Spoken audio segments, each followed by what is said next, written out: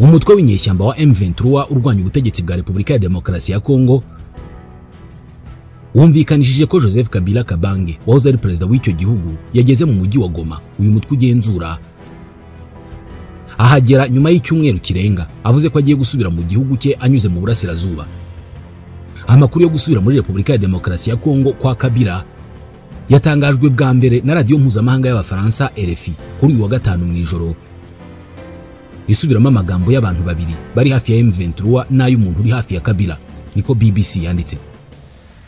Radio mpuzamahanga y'Abafaransa yavuze ko Kabila yanyuze i Kigali akabona kugera aho ngaho mu murwa mukuru w'intara ya Kivu y'Amajyaruguru, Goma.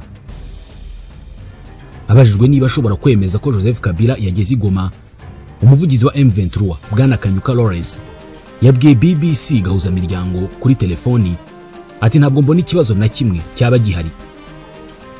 Leta ya Kongo nayo nta kiratangaza kuri aya makuru, ariko mu minsi mike ishize ubwo yatangazaga ko agiye gusubira mu gihugu cye yaherukagamo mu 2023, bamwe mu banyekongo bakoresha imbuga nkoranyambaga bongeye gushimangira ko Bwana Kabila ari umugambanyi, ngo kubera ko bazi neza ko agiye kwifatanya na M23. Hagati aho inyungu za Joseph Kabila i Kinshasa zikomeje kubangamirwa binyuze mu butabera, harimo gusaka inzu ze ziri Kinshasa ndetse no kugerageza gufatira imwe mu mitungo ye. Ko Bwana Kabila ageze Kinshasa, ubu hagiye gukurikiraho iki?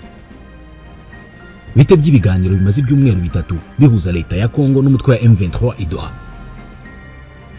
Bwana Kanyuka Lawrence uvugira umutwe wa M23 yakomoje ku ngingo ya 30 y'itegeko nshinga rya Repubulika ya Demokarasi ya Kongo, avuga ko umuturage wese w'icyo gihugu afite uburenganzira bwo kujya ashaka no kwisanzura mu ngendo. Ati Perezida Joseph Kabila ni umuturage wa Repubulika ya Demokarasi ya Kongo kimwe nanjye, kandi simbona impamvu kuba yaba ari Goma bikwiye gutera ikibazo na kimwe. Ingingo ya 30 y'itegeko nshinga rya Repubulika ya Demokarasi ya Kongo ryo mu 2006 nk'uko ryavuguruwe mu 2011 yavuga ko umuntu wese uri ku butaka bw'igihugu afite uburenganzira bwo kuhakorera ingendo mu bwisanzure, kuhatura, kuhava no kuhagaruka mu buryo buteganywa n'amategeko.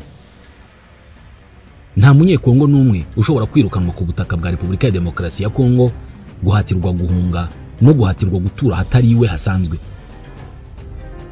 Leta ya Repubulika ya Demokarasi ya Kongo ishinja Kabila Joseph wamaze imyaka 18 ku butegetsi kugera asimbuwe na Perezida Tshisekedi mu 2019 nyuma y'amatora yanenzwe kuba mu buriganya, kuba ari uri inyuma y'umutwe wa M23.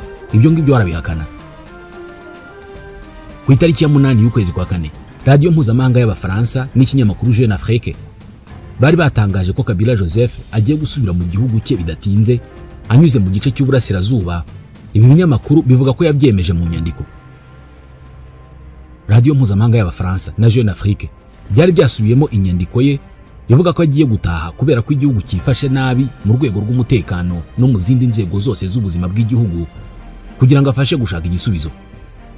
Kabila yaherukaga mu itangazamakuru mu kwezi kwa kabiri muri uyu mwaka ubwo yavuga ko igihugu cye kiri hafi guturika kubera intambara irimo kukiberamo, hari nyuma y'imyaka 5 acecetse. Perezida Felix Tshisekedi wamusimbuye ku butegetsi mu 2019 mu guhererekanya ubutegetsi kwa mbere kwabayeho mu mahoro mu mateka ya Repubulika ya Demokarasi ya Kongo, mu kwezi kwa kabiri yavuze ko Kabila ari we muntu nyawe uri nyuma y'intambara yose iri kuba mu burasirazuba bwa Kongo, amushinja gufasha umutwe wa M23. Kuva mu 2019 Kabila Joseph umusenateri muri Kongo yagiye kenshi avugirwa n'umuvugizi we witwa Barbara Nzimbi, ariko ku itariki ya 23 y'ukwezi kwa kabiri ikinyamakuru Sunday Times cyo muri Afrika y'Epfo cyasohoye inyandiko y'igitekerezo cya Kabila. Joseph Kabila muri iyo nyandiko yavuze ko nyuma yo guhererekanya ubutegetsi mu mahoro, uko gushimwa kutatinze kubera ko ashinja Perezida Tshisekedi guhita arenga ku masezerano mashya ya politike bari bumvikanyeho. Yongeraho ko ibintu byarushijeho kuba bibi kugeraho igihugu kiri hafi guturika kubera intambara y'imbere ishobora no guhungabanya akarere kose. Perezida Felix Tshisekedi ari mu ntambara n'umutwe wa M23 ubu ngubu ugenzura ibice binini mu ntara za Kivu ya ruguru na Kivu y'Epfo.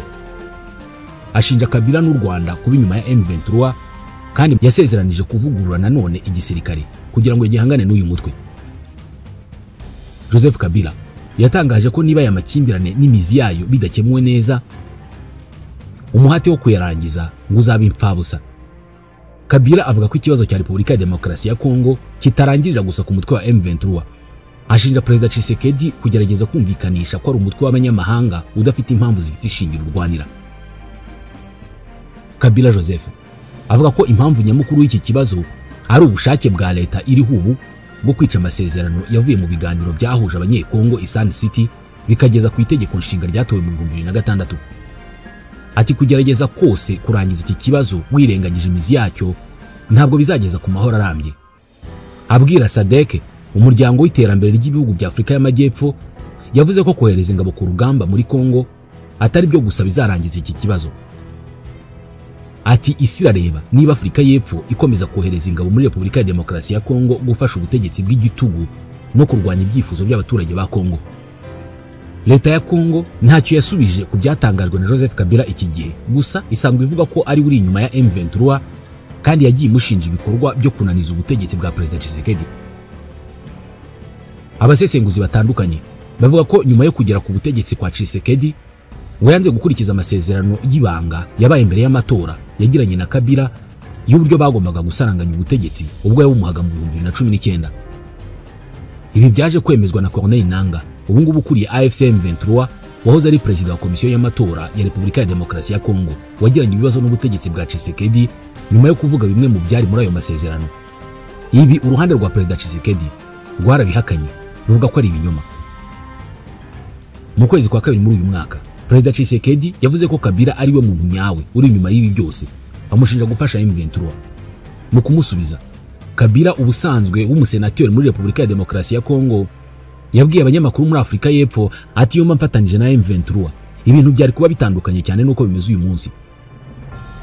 Ku itariki ya 15 y'uku kwezi kwa kane, abasirikare bo mu rwego rw'ubutasi rwa Repubulika ya Demokarasi ya Kongo basatse rumwe mu ngo za Joseph Kabila ruherereye mu mujyi wa Kinshasa.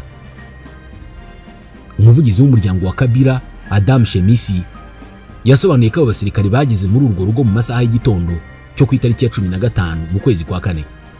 Shemisi yaragize ati abagabo bambaye impuzankano y'igisirikare cya Kongo baje nta nyandiko yemewe n'amategeko ibemerera gusaka, bahungabanya umutekano w'ababa mu rugo. Umuryango wa Kabila wamaganye iki gitugu ndetse n'igikorwa cyakozwe kitubahirije amategeko. Ubwo bageraga muri urwo rugo mu gace kitwa Limete karimo icyanya cy'inganda i Kinshasa, ngo bateranye amagambo n'ababa muri urwo rugo babasaba kugaragaza uruhushya rwa leta rubemerera kwinjira muri urwo rugo, ariko ntibarwerekana. Abasirikare bavuga ko imodoka ebyiri za Jeep Defender ziri muri urwo rugo ngo ari ikimenyetso cy'uko abarobamo bafite umugambi wo guhungabanya inzego za leta, ariko bagasubiza ko izo ari imodoka zifashishwa gusa mu bikorwa bya gisivile. Shemisi yasobanuye ko abasirikare ngo babanje guta muri yombi umubaruramari ukorera muri urwo rugo, ariko nyuma baza kumurekura, bavuga ko bazakomeza iryo perereza. Byageze mu masambiri y'ijoro abasirikare bakiri muri urwo rugo. Umuvugizi w'umuryango wa Kabila yabashinje kuvogera urwo rugo kubera ko ngo bakinguye ahantu hatandukanye bahungabanya umutekano w'abarubamo, nyamara bigaragara ko nta mugambi mubi uhategurirwa. Ibi byose birebana no guterana amagambo, gushinjanya no gukekanaho ibyaha by'umwihariko bishingiye ku gukorana n'umutwe wa M23 birimo kuba mu gihe hari ibiganiro bikomeje guhuza leta ya Kongo n'izi nyeshyamba za M23. Ni ibiganiro bibera i Doha muri Qatar, ariko bitavugwaho byinshi. Nkuko byanditswe n'ikinyamakuru igihe.com, hagiye gushira ibyumweru bitatu abahagarariye ubutegetsi bwa Repubulika ya Demokarasi ya Kongo nabo mu ihuriro AFC M23 batangiye ibiganiro bibera i Doha muri Qatar. Ibi biganiro byatangiye nyuma yo guhangana gukomeye kw'impande zombi kwatumye AFC M23 ifata umujyi wa Goma mu ntara ya Kivu y'Amajyaruguru na Bukavu muri Kivu y'Amajyepfo. Leta ya Kongo yari yararahiye kwitazaganira na AFC M23, ariko yavuye kwizima nyuma yaho Emir wa Qatar Sheikh Tamim bin Hamad Al Thani ahuje Perezida Paul Kagame na Felix Tshisekedi ku itariki ya 18 y'ukwezi kwa gatatu. Radio mpuzamahanga y'Abafaransa ku itariki ya 19 mu kwezi kwa kane yavuze ko hashize iminsi 4 haba ibiganiro biziguye aho Repubulika ya Demokarasi ya Kongo na AFC M23 banyuze ubutumwa bwabo ku muhuza Qatar. Icyo AFC M23 yifuza nuko amakimbirane ifitanye n'ubutegetsi bwa Kongo atahuzwa n'iki gihugu gifitanye n'u Rwanda, ariko leta ya Kongo ntabwo ari kibibona kubera kwishingira ihuriro kuba igikoresho cy'u Rwanda. nubwo hashize igihe habaho kudahuza hagati y'impande zombi, iyi radiyo yavuze ko hari intambwe nziza imaze guterwa kubera ko hari ibyo impande zombi zemeranijeho nubwo bitamenyekanye. Iyi radiyo mpuzamahanga y'Abafaransa yavuze ko muri iki gihe harimo gutegurwa inyandiko ihuriweho n'impande zombi, ariko ntabwo bizwi niba izashyirwa ahabona ndetse niba izitwa amasezerano yo guhagarika imirwano.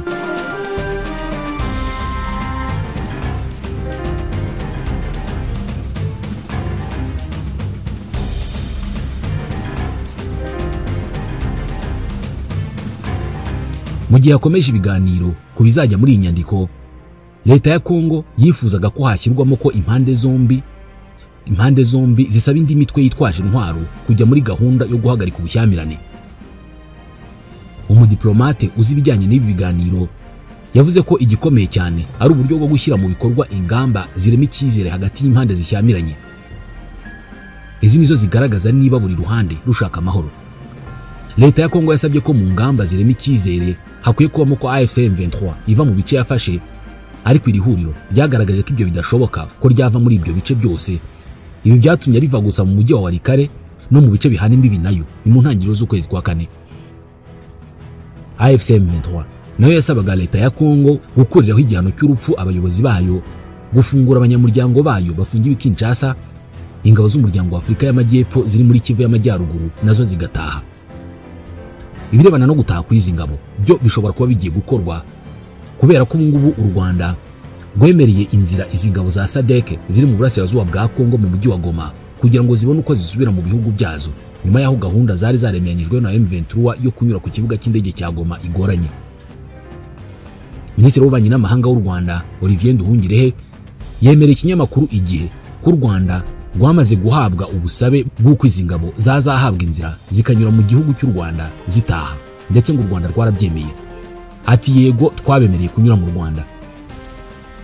Ntabwo itariki izi ngabo za SADC zizavira muri Kongo iremezwa, gusa hamaze gushyirwaho itsinda ririmo kwiga kuri iyi gahunda, aho rimaze iminsi ritangiye imirimo yaryo i Dar es Salaam muri Tanzania.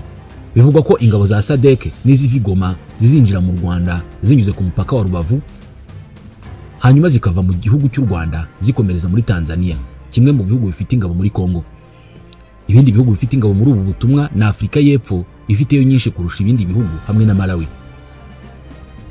Mu biganiro byari byahuje ingabo za SADC n'umutwe wa M23 harimo ko mu gihe cyo gutaha izi ngabo zizatwara ibikoresho byazo bya gisirikari, ariko zigasiga ibyasizwe n'ingabo za Kongo. Ingabo za FARDC zikiri Goma nazo ngo zigomba kuhava, ariko uburyo bizakorwamo ntabwo buramenyekana. Ibikorwa byo gutaha kw'ingabo za SADC ziri muri Kongo byashyizwemo imbaraga muri iyi minsi nyuma y'umwuka mubi wavutse aho umutwe wa M23 washinjiza ingabo kugira uruhare mu mirwano yabaye ku itariki ya 14 y'uku kwezi i Goma. Umugaba mukuru w'ingabo za Afurika y'Epfo General Ruzani Mahwanya yavuze ko gahunda yo gucyura izi ngabo igomba kwihutishwa. U Rwanda ruheruka guhinzira abakozi ba Loni bari i Goma bari babuze uko bataha ubwo imirwano yari ikajije umurego hagati ya M23 n'ingabo za leta ya Kongo.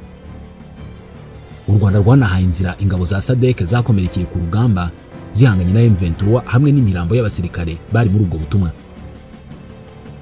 Mu buryo buzwi, Joseph Kabila usubiye muri Kongo yaherukaga mu kwezi kwa 12 mu 2023 ubwo yahavaga mbere y'amatora. Umuvugizi we Barbara Nzimbi yatangaje kenshi ko Kabila yavuye mu gihugu ku mpamvu z'amasomo muri kaminuza ya Johannesburg muri Afurika y'Epfo. Ibikorwa bye hanze ya Repubulika ya Demokarasi ya Kongo byakomeje gutera inkeke ubutegetsi bwa Tshisekedi kugera ashinja Joseph Kabila ko ari uri inyuma y'inyeshyamba za M23 na Corneille Nangaa wigeze kuba umuntu wa hafi cyane wa Kabila.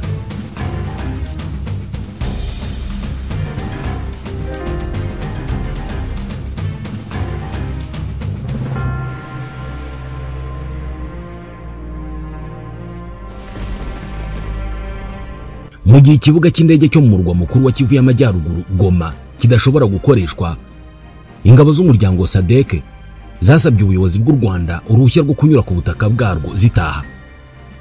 Igikorwa cyari cyateguwe cyo gukura abasirikare mu mujyi wa Goma hakoreshejwe indege ntabwo kizabaho. Bazagenda n'indege, ariko ntabwo ari Goma bazahagurukira kubera ko iki kibuga cy'indege mpuzamahanga cyaracyakomeje kutifashishwa kubera imirwano yahabereye ubwo umutwe wa M23 wafataga uyu mujyi mu mpera z'ukwezi kwa mbere, iki kibuga kikangirika cyane ndetse bikavugwa ko gitezwemo ibisasu. Ingabo za SAMIDRC zituruka mu muryango w'ibihugu byo mu majyepfo ya Afurika SADC zari zahawe manda yarangiye ku itariki ya 13 y'ukwezi kwa gatatu, zizanyura mu Rwanda nk'uko byatangajwe n'ibitangazamakuru bitandukanye ndetse bikemezwa n'inkuru zizewe zatangajwe na Jeune Afrique. Ubu noneho ushatse wabyemeza bidasubirwaho ko izi ngabo za SADC zari zahawe ubutumwa busa n'ubudashoboka muri Repubulika ya Demokarasi ya Kongo. Zatsindishijwe n'iki? Inama ihuriweho y'abaministre bo mu muryango wa Afurika y'Uburasirazuba no Afurika y'Amajyepfo yabaye ku itariki ya 17 y'ukwezi kwa gatatu, igaruka cyane ku bikenewe byihutirwa byo kwihutisha ibikorwa byo gukuriza ingabo mu gace kabereyemo imirwano, by'umwihariko binyuze mu gufasha gufungura ikibuga cy'indege cya Goma. Itsinda rya tekinike rigizwe n'impuguke muri ibi bintu ryari riteganyijwe gusuzuma uko ibikorwa remezo byose bigomba kwifashishwa bihagaze. Iryo sezerano ryari ryasubiwemo ku itariki ya 28 y'ukwezi kwa gatatu mu nama yahuje abayobozi bakuru ba SAMIDRC n'abayobozi b'umutwe wa M23 barimo General Sultan Makenga. Umuryango wa SADC uzafasha mu gusana ikibuga cy'indege mpuzamahanga cya Goma kugira ngo byorohereze igikorwa cyo gucyura ingabo za SAMIDRC, byasobanuwe mu nyandiko yasinywe n'impande zombi muri Hotel Serena i Goma. Gusa gahunda yarahindutse. Ubu igikorwa cyo gucyuriza ingabo kizakorwa zinyuzwa ku butaka bw'u Rwanda zikomeze zigana muri Tanzania, igihugu nacyo kiri muri SADC kandi kitabiriye ubutumwa bwa SAMIDRC kimwe na Afurika y'Epfo na Malawi. Hamwe n'umutwe wa M23 hemejwe ko SAMIDRC izagenda ijyanye n'ibikoresho byayo bya gisirikare, ariko bagasiga ibikoresho n'intwaro byasizwe n'ingabo za leta ya Kongo FARDC. Ingabo za FARDC bivugwa ko nazo zari zifungiranywe i Goma, nazo ngo zigomba gukurwa muri uyu mujyi binyuze mu nzira y'ubutaka, ariko bigakorwa imbere mu gihugu cya Kongo. Gusa iyi gahunda yo kuzikura i Goma yire cyategereje kunozwa mbere yo gushyirwa mu bikorwa. Gukura ingabo za SAMIDRC i Goma birasa n'ibyihutishijwe bitewe n'uko umutekano i Goma ukomeje kuzamba. Uyu mutwe wa gisirikare ushinjwa n'umutwe wa M23 ko waragize uruhare mu mirwano yo ku itariki ya 11 y'ukwezi kwa kane. Ni imirwano yatumye igikorwa cyo gusana ikibuga cy'indege cya Goma idindira ndetse ituma AFC M23 isaba ko ingabo za SAMIDRC zihita zivanwa aho ngaho byihuse, nk'uko byavuzwe mu itangazo ry'aba barwanyi ryashyizwe ahagaragara ku itariki ya 12 y'ukwezi kwa kane muri uyu mwaka. Umuryango wa SADC nawo wasohoye itangazo ku itariki ya 14 y'ukwezi kwa kane ushimangira ko ibyo birego bidahuye n'ukuri kandi ngo birabeshya rubanda. Nta gahunda y'igihe izi ngabo zizatahira iratangazwa, ariko hari itsinda rya tekinike ririmo gukora ku igenamigambi ryo kubacyura bava muri Tanzania, ubwo bazaba bavuye i Goma bakanyura mu Rwanda. Bagomba gukora vuba kugira ngo abasirikare bacu babashe gusubira iwabo mu buryo bwihuse. Ibi ni byatangajwe n'umugaba mukuru w'ingabo za Afurika y'Epfo General Ludzani Mahwanya. Ni mu kiganiro yagiranye na televiziyo ya leta ya Afurika y'Epfo SABC ku itariki ya 16 y'uko kwezi kwa kane. Mu mpera z'ukwezi kwa kabiri muri uyu mwaka, Afurika y'Epfo yari yamaze gucyura abasirikare bakomerekeye ku rugamba hamwe n'imirambo y'abaguye ku rugamba banyuze mu Rwanda. Igikorwa cyo gucyura bakomeretse baturutse ku birindiro bya SAMIDRC muri Repubulika ya Demokarasi ya Kongo bajya muri Tanzania, Malawi no muri Afurika y'Epfo banyuze mu Rwanda cyafashe igihe kirekire cyane, kandi nta mpamvu ifatika yatanzwe. Ibi ni byemezwa na Darren Oliver, uyu ni umuyobozi wa African Defense Review, yabibwiye Jeune Afrique icyo gihe. Yakomeje agira ati isomo rikomeye rikwiriye kuvamo hano nuko ingi yari gahunda yuzuyemo kutubahana n'amakenga menshi. Nta kintu na kimwe kigomba gufatwa nk'icyoroheje, byose bigomba kugenzurwa neza no gushyirwaho ibisobanuro bihamye n'ingamba zifatika zo kubishingiraho. Umuryango wa Afurika y'Amajyepfo SADC washyize iherezo ku butumwa bwawo bwa gisirikare ku itariki ya 13 y'ukwezi kwa gatatu, nyuma y'uko bufashwe nk'ubutagifite akamaro kuva umutwe wa M23 wafata umujyi wa Goma. Izi ngabo za SADC zaba zarahawe ubutumwa budashoboka muri Kongo. Nta bundi buryo bworoshye kandi bwiza bwari buhari bwo gusezeranaho hagati ya SAMIDRC na M23. Ni muri urwo rwego abakuru b'ibihugu byo mu muryango wa Afurika y'Amajyepfo bateraniye mu nama yabaye hifashishijwe ikoranabuhanga ku itariki ya 13 y'ukwezi kwa gatatu, basezera ku ngabo zabo z'umutwe w'akarere. inama y'abakuru b'ibihugu yasoje manda ya SAMIDRC itegeka ko hatangira igikorwa cyo gukuriza ingabo z'uyu mutwe muri Repubulika ya Demokarasi ya Kongo nk'uko byatangajwe mu itangazo ryasinyaga impera zirishyirwa mu bikorwa ry'ubu butumwa bwa gisirikari bwatangiye ku mugaragaro ku itariki ya 15 y'ukwa 12 mu 2023. Iyi nyandiko ntabwo yasobanuye impamvu nyirizina zifatwa ry'iki cyemezo cyo gucyuriza ingabo, kandi Perezida wa Afurika y'Epfo Cyril Ramaphosa yatanze ibisobanuro bidashimishije mu kiganiro yagiranye n'itangazamakuru. Ni icyemezo cyafashwe n'ibihugu bitatu byohereje ingabo, Afurika y'Epfo, Malawi na Tanzania, cyo kuvana ingabo zabyo mu burasirazuba bwa Kongo, kikaba gishingiye ku bitekerezo by'uko agahenge twashakaga gushimangira muri kariya gace katangiye kugerwaho, niko yavuze. Aya magambo yafashwe nk'uburyo bwuzuyemo icyizere cyinshi mu gihe nta gahenge kari Goma mu by'ukuri. Uyu munsi ho nibwo katariyo cyane, kandi nakagiye kavugwa mu bihe byashize ntikigeze kubahirizwa. Impamvu y'agahenge yari yarakoreshejwe mbere na Perezida wa Malawi. Ku itariki ya 5 y'ukwezi kwa kabiri, Lazarus Chakwera yari yategetse igisirikare cyo gutangira imyiteguro yo gucyura ingabo zabo mu rwego rwo kubaha itangazo ry'agahenge ryari ryatangajwe n'impande zari zihanganye, ndetse no gufungura inzira y'ibiganiro bigamije amahoro arambye.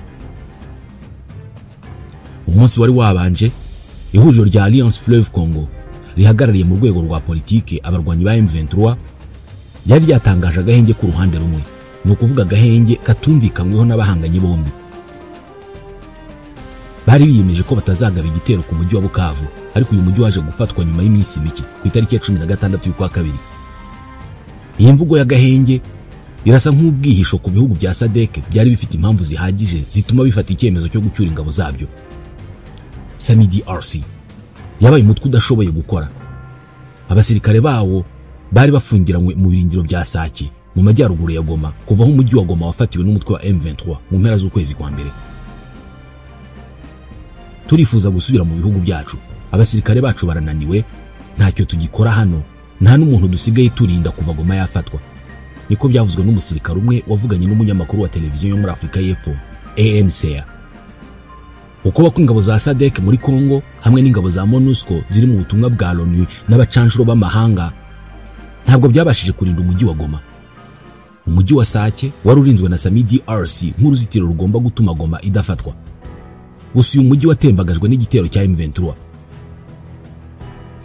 Muri iyo mirwano, SAMIDRC yapfushije abasirikare 18 barimo 14 b'Abanyafurika y'Epfo. Minisiteri y'Ingabo ya Afurika y'Epfo yavuze ko SAMIDRC nayo yishe abarwanyi bagera kuri 800 ba M23 muri iyo ntambara. Isesengura rigaragara nuko SAMIDRC igihe itarangije inshingano zayo isezeye nyuma yo gutsindwa ku rugamba, nk'uko byasobanuwe na Paul Simon Handi, umuyobozi w'ishami rya Afurika y'Uburasirazuba mu kigo gishinzwe ubushakashatsi ku mutekano ISS. Yongeraho ati bari barazengurutswe na M23. Abasirikare ba SAMIDRC ntibigeze bashobora guhindura isura y'imirwano mu gihe cyose bamaze bari ku butaka bwa Kongo. Ibi bihabanye n'ibyavugwaga mu kwezi kwa mbere mu mwaka wa 2024 ubwo General Fall Sikabwe wo muri Repubulika ya Demokarasi ya Kongo wari ushinzwe ibikorwa by'ingabo mu ntara ya Kivu y'Amajyaruguru yashimagizaga imbaraga z'aba barwanyi ba SAMIDRC. Ati n'abasirikare babigize umwuga, bafite ibikoresho bigezweho, bafite imyitozo ihagije, kandi n'ingabo zishoboye guhindura uko ibintu bihagaze ku rugamba. Iki gihe bivuze mbere yuko agirwa umuyobozi mukuru wa kompanyi yitwa African Explosive Afridex. Bivugwa ko igabanuka ry'ingengo y'imari y'ingabo za Afurika y'Epfo byakomeje kubangamira ubushobozi bwazo bwo gukora neza. Nyamara nizo SAMIDRC yari ishingiyeho, nk'uko Paul Simon Handi abigarukaho. Afurika y'Epfo mu nyandiko yari yemeye gutanga abasirikare 2900 muri SAMIDRC. Ubutumwa bwose bwari bugizwe n'abasirikare 5000. Birakekwa ko uyu mubare utigeze ugerwaho. Afurika y'Epfo ngo yohereje abasirikare barenga 1000, mu gihe Malawi na Tanzania bo bohereje umubare muto w'ingabo, nk'uko bisobanurwa na Guy Martin, ni umunyamakuru wa Defense Web, urubuga rwibanda ku nkuru z'igisirikare muri Afurika y'Epfo. Ku rwego rwo hejuru rw'iyoherezwa ry'ingabo, ubutumwa bwa LONU MONUSCO bwari bufite inshuro 3 z'abagombaga koherezwa na SADC, ariko ntabwo bwashoboye kuzana amahoro. Bityo no kuri aba basirikare 5000 byari kuba akazi kadashoboka, nk'uko Guy Martin abivuga. Ku rundi ruhande M23 ifite ibikoresho bikomeye n'abasirikare benshi kandi bashoboye kurwana. U Rwanda rufata Sami DRC nk'umutwe w'abarwanyi baje kurwana aho kuyifata nk'intumwa zishinzwe kugarura amahoro.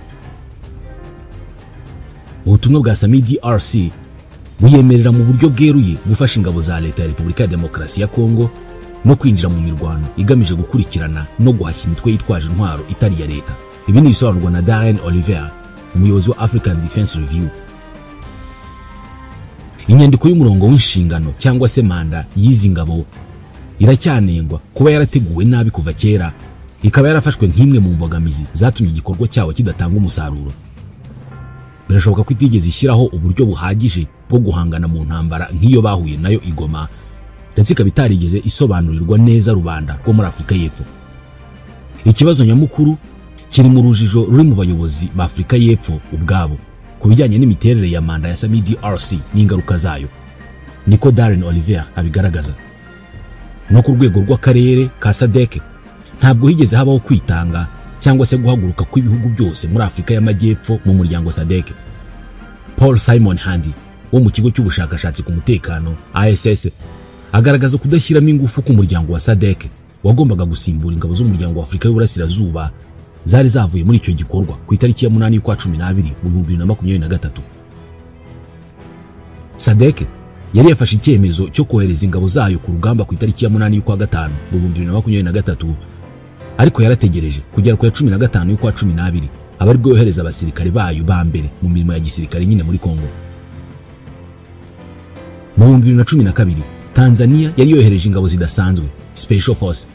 Ubwo ni igihe Goma yari yarafashwe bwa mbere na M23. Gusa kuri iyi nshuro yohereje ingabo zisanzwe apana Special Force. Afurika y'Epfo yo yari ifite umuhate mwinshi, ariko ibindi bihugu bya SADC ntabwo byigeze bigira ubushake buhagije nk'uko umushakashatsi abivuga. Mu bihugu 16 bigize SADC, 3 byonyine nibyo byatanze ingabo kandi nazo ntabwo zari zihagije. Angola na Zambia bifitanye imbibi na Repubulika ya Demokarasi ya Kongo ntacyo byatanze mu buryo bwa gisirikare. Ibi bikagaragaza ubusumbane mu bushake bwa politike nk'uko byemezwa na Guy Martin, umunyamakuru wihariye ku by'umutekano. Nubwo bimeze bityo, Angola yo yari ifite uruhare rudasanzwe nk'umuhuza w'akarere. Ubutumwa bwa SADC bwari bufite ingaruka za politike zifatika. Afurika y'Epfo niyo yabishyizemo imbaraga nyinshi mu gihe habaye kutumvikana gukomeye hagati y'abaminisitiri b'ububanyi n'amahanga b'ibihugu byombi, u Rwanda na Afurika y'Epfo. U Rwanda rushinja Sami DRC kuba umufatanyabikorwa w'ingabo za leta ya Kongo nayo ifatanya n'abarwanyi b'umutwe wa FDLR, umutwe ugizwe n'abagize uruhare muri jenoside yakorewe abatutsi mu Rwanda. Nubwo u Rwanda rutari muri SADC, rufite uruhare rukomeye mu bikorwa bya gisirikare mu gihugu cya Mozambique, aho rwagiye gufasha gucunga umutekano mu ntara ya Cabo Delgado ihanganye n'iterabwoba ry'intagondwa za Kisilamu. U Rwanda rwabaye igisubizo cy'ingenzi nyuma y'uko ingabo za SADC zari muri ubu butumwa bwa Samim muri Mozambique zavuye muri Mozambique ubwo manda yabo yarangiraga ku itariki ya 15 y'ukwa 7 mu 2024. SADC ntabwo ishobora kwirengagiza u Rwanda kandi zashingira ku bufatanye narwo kugira ngo ibashe gukura ingabo zayo muri Kongo binyuze ku mupaka wa Rubavu. Icyakora iyi nzira ntabwo yifuzwa cyane na Sami DRC kubera ko SADC ihangayikishwa no kuba ibi bintu bizerekanwa mu buryo buyibangamira nk'uko byagenze ubwo abacanshuro bakomoka muri Romania bakurwaga i Goma. Niyo nzira kandi yanyuzemo imirambo y'abasirikare bo muri Sami DRC baguye mu mirwano muri Kivu y'Amajyaruguru, kimwe n'abasirikare 127 b'Abanyafurika y'Epfo bari barakomerekeye ku rugamba. Gusa iki gikorwa cyatwaye igihe kinini, ibintu byerekana ko ari ikibazo gifite uburemere bukomeye.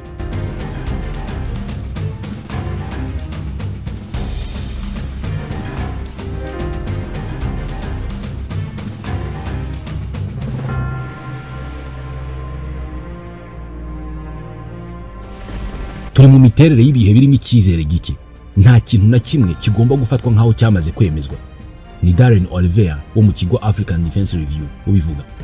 Hari undi mugambi uteganywa wo gukoresha ikibuga cy'indege mpuzamahanga cya Goma cyafunzwe kuva uyu mujyi wafatwa. Umutwe wa M23 ufite impungenge ko hari aho iki kibuga gishobora kuba cyaratezwemo ibisasu ndetse imodoka nyinshi zashyizwe ku murongo indege zimanukiramo cyangwa se zizamukiramo kugira ngo hatagira indege yongera kugikoresha. Bityo rero iki kibuga kigomba kubanza gusanwa. SADC na EAC bateganya kohereza itsinda rya tekinike mu gihe kitarenze ukwezi kugira ngo risuzume uko ikibuga n'ibindi bikorwa remezo by'ingenzi bihagaze, nk'uko byagaragajwe muri raporo y'inama ihuriweho yabaye ku itariki ya 17 y'ukwa gatatu muri uyu mwaka. Ariko nubwo cyafungurwa, byasaba kugirana ibiganiro n'umutwe wa M23 kugira ngo wemere ko hakoreshwa ikirere mu mutekano usesuye, kandi ibyo ngibyo ubwabyo ni ibintu bifite ingorane zabyo. Bite rero ku bijyanye n'ibikoresho bya gisirikare. Nyuma gato y'imirwano yo kurwanira i Goma, bivugwa ko abarwanyi ba M23 bashatse gusaba Sami DRC kuva i Goma banyuze mu Rwanda, ariko bagasiga ibikoresho byabo. Ibyo ngo ntabwo byashoboraga kwihanganirwa ku rwego rwa politike ndetse no ku rwego mpuzamahanga. Ibi ni byasobanuwe na Guy Martin. Darren Oliver nawe abisubiramo ati byaba biteje ikibazo kurushaho ugereranije n'uko ibintu bihagaze ubu ngubu, kandi byatuma batakaza ibikoresho bifite agaciro ka miliyoni magana z'amadolari, harimo imbunda, amasasu n'ibindi bikoresho bya gisirikare. Ati ibyo byagira ingaruka zikomeye ku bihugu bitatu byohereje ingabo kubera ko byose biri mu bibazo by'ingengo y'imari. SADC ntabwo yifuza kwangirika ku isura yayo. Ibihugu byayitanzemo ingabo byifuza kuzivana muri Kongo mu buryo bwitonze kandi biteye ishema, nubwo kugeza ubu bisa n'ibigoye kwasohoka mu ishema nyuma yo gutsindwa urugamba no gutegekwa kuhava. Kuri twe iki ni icyemezo cyiza cyane kidakwiriye kwitiranwa no gutsindwa, niko Perezida wa Afurika y'Epfo Cyril Ramaphosa yagerageje gusobanura mu rwego rwo guturisha ibitekerezo bya rubanda muri Afurika y'Epfo. Ramaphosa agaragaza iki cyemezo nk'intambwe igamije gushimangira inzira y'amahoro no kugera ku masezerano y'agahenge. Ariko n'ubundi Afurika y'Epfo ntabwo irarangiza uruhare rwayo muri Repubulika ya Demokarasi ya Kongo, kubera ko ifite abasirikare barenga 1000 bari mu butumwa bwa LONU, MONUSCO, ubutumwa SADC na EAC bifuza ko bwakongerwa. Cyril Ramaphosa agerageza guha icyerekezo cya politike icyemezo cyo gucyura ingabo, akagihindura nk'igikorwa cy'ubushishozi kirimo intego yo guteza imbere amahoro. Ariko kuri kwibera mu butumwa bwa Sami DRC, imbogamizi zabayeho n'ingaruka zabyo ku gihugu cye bigaragaza ko ari amagambo yuje diplomasi yo kurengera isura kurusha ukuri kwa gisirikare.